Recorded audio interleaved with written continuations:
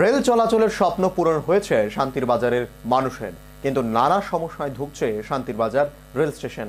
নেই স্টেশনে যাতায়াতের কোনো সুনির্দিষ্ট রাস্তা, তাছাড়া পানীয় জল, শৌচালয় সহ নানা সমস্যায় ভুগছে রেল যাত্রীরা। পুলিশি নিরাপত্তা ব্যবস্থাও নেই স্টেশন চত্বরে। দ্রুত রেল স্টেশনের এই সমস্যাগুলোর সমাধানের ব্যবস্থা গ্রহণ করুক প্রশাসন, চাইছে শান্তির বাজারবাসী। প্রধানমন্ত্রী নরেন্দ্র মোদীর হাত ধরে শুরু হয়েছিল গর্জি বিলোনিয়া রেল পরিষেবা। এরই সুবাদে শান্তির বাজারের মানুষ পেয়েছে রেল পরিষেবা। শান্তির বাজারবাসীর রেলে যাতায়াতের স্বপ্ন পূরণ হয়েছে ঠিকই, কিন্তু নানা সমস্যায় জর্জরিত শান্তির বাজার রেল স্টেশন। গর্জি থেকে বিলোনিয়া যাবার মধ্যবর্তী স্থানে শান্তির বাজার রেল স্টেশন, কিন্তু এই রেল স্টেশনে যাতায়াতের জন্য নেই সুনির্দিষ্ট কোনো রাস্তা।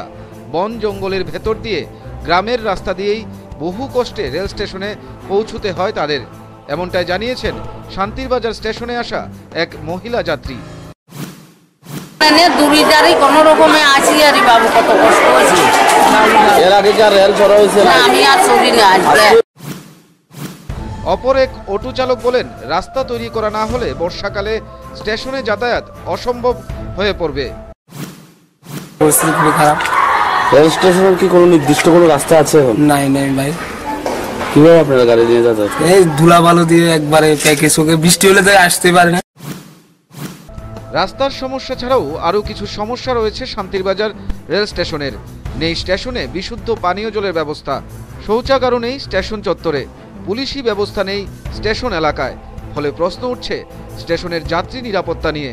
শান্তির বাজার এলাকার মানুষের দাবি, স্টেশনের মান উন্নয়নে ও যাত্রী পরিষেবার সুবিধার্থে পদক্ষেপ গ্রহণ করুক প্রশাসন। Bureau report, news vanguard.